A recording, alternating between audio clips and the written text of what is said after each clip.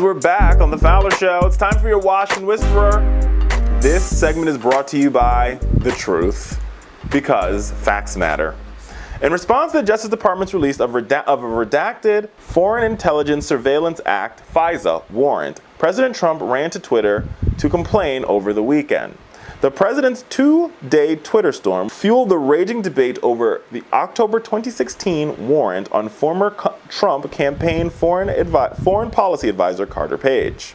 Full of several misleading and false statements, the president's tweets on the Page FISA warrant added to a litany of complaints he raised over the FBI investigation into Russia meddling, which he repeatedly dismisses as a witch hunt. He's also, from a messaging perspective, the president likes to conflate Russia meddling and Trump campaign collusion, which, from somebody who's very reasonable, can I just say are two different things? It is a fact that the Russians meddled in our election.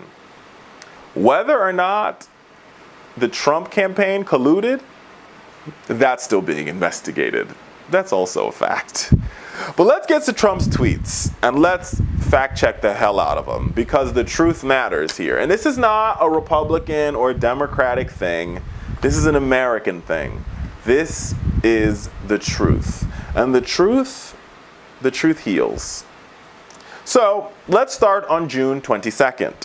At 6:49 a.m. Eastern, the president tweeted the following: "Looking more and more like the Trump campaign for president was illegally being spied upon, surveillance, for the political gain of crooked Hillary Clinton and the DNC.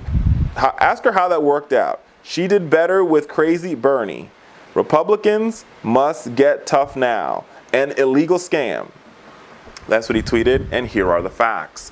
The FBI and South Carolina Republican Representative Trey Gowdy has already debunked the claims that the FBI there was FBI spies inside the campaign, saying that the FBI's confidential sources were not planted inside the Trump campaign. Gowdy, who in his role as House Oversight Committee chair was briefed on the FBI's use of confidential sources to speak to members of the Trump team, said in May the Bureau did exactly what it should have with the confidential sources based on the information it had received. The FISA warrant application taken out on Page allowed the FBI to conduct surveillance on Page, but by the time the warrant was filed in October 2016, Page had already left the campaign, making it unlikely that the FBI was using the FISA application on Page to get into the Trump campaign. Here is the second tweet. This tweet comes a couple minutes before the first tweet. At 12 hours after the first tweet. At 6:23 p.m. on July 22nd, where the president tweets the following. So, President Obama knew about Russia before the election. Why didn't he do something about it? Why didn't he tell our campaign? Because it's all a big hoax. That's why he thought crooked Hillary was going to win. That is also false. President Trump was personally warned in August of 2016 by senior U.S. intelligence officials that foreign adversaries, including Russia, would likely attempt to infiltrate his team or gather intelligence about his campaign. CNN has reported this previously. And remember, once a presidential nominee from each party is picked, both of those nominees immediately start receiving daily presidential CIA briefings. The same briefings that's received by the President of the United States. Trump was also told that the Russian government was trying to meddle in the election and that Russia played a direct role in hacking against the DNC. The NBC News reported that in October of 2016. The third tweet, 6:30 a.m. on July 23rd. So this is during executive time. He says, "So now we find out that it is indeed unveiled that the fake dirty dossier that was paid for by crooked Hillary Clinton and the DNC was knowingly and falsely submitted to FISA, which was responsible for starting the totally conflicted and discredited Mueller witch hunt. The dossier did not start the Russia investigation. According to the Devin Nunes memo itself, It indicates that the Russia investigation was started by George Papadopoulos being drunk in London, having a conversation with a member of the Australian Foreign Service. Additionally, the FBI agent Peter Strzok testified earlier this month on that point, getting into a contentious debate with Republicans over the opening day of the investigation, several months before the Page FISA application was filed. The Nunes memo does not dispute this point either, saying that Papadopoulos triggered the counterintelligence investigation. Let's also remember that this FISA warrant was reapproved by 4 different judges. Two appointed by George W. Bush, one appointed by George W. Bush,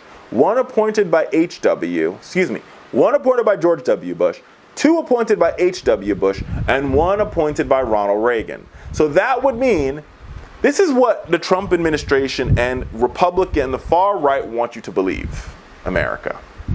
They want you to believe that the FBI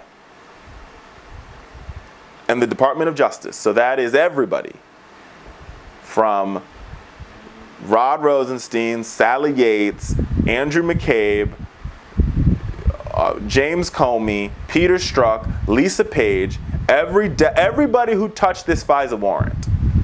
So that's agents, that's field managers, that's unit managers, that's unit chiefs, that's everybody who had a piece on touching this 400-page warrant. Somehow is part of the FBI deep state.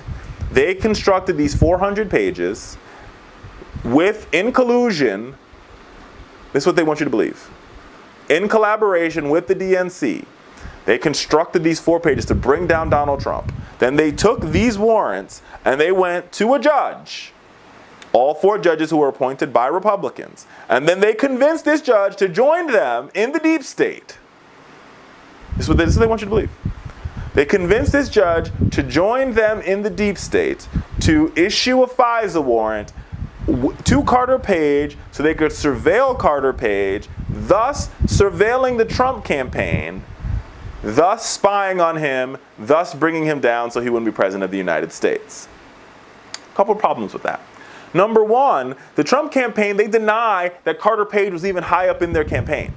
So to now defend somebody and say this is all try to get at me, but if they were trying to get at you, like, why didn't they just issue a FISA warrant against one of your kids, Mr. President? It would have been a lot easier, right? Like, at what point in time, at what point in time will people wake up and be like, this sounds so unbelievable that all these individuals came together with the judges and they had a big group meeting and they're like, okay, this is how we're going to take down President Trump. In the world where most of them, as the president rightfully said, thought Hillary was going to win. So why would they even why would the deep state even wake up and try to take down Trump if they thought Hillary was going to win to begin with? This makes no sense, America. This whole deep state conspiracy is completely and totally and utterly nonsensical. And it doesn't match up to the facts. It doesn't match up to the fact that Don Jr. had a meeting with a member of the Russian crown lawyer in Trump Tower. It doesn't match with the fact there's emails from the Russians to John Jr. saying they have dirt on his father. None of these things match up. But they want you to believe that there is some deranged and crazy deep state conspiracy to take down the President of the United States that goes all the way up to people appointed by Donald Trump to lead the FBI and the Department of Justice. Remember, Rod Rosenstein was appointed by Donald J. Trump. Christopher Wray, the current director of the FBI, was handpicked by Donald Trump. When and where is this deep state happening? When did it start? Who started it? Who's in charge of it? And where are they meeting? Because I want to go to a meeting so I can see it for myself.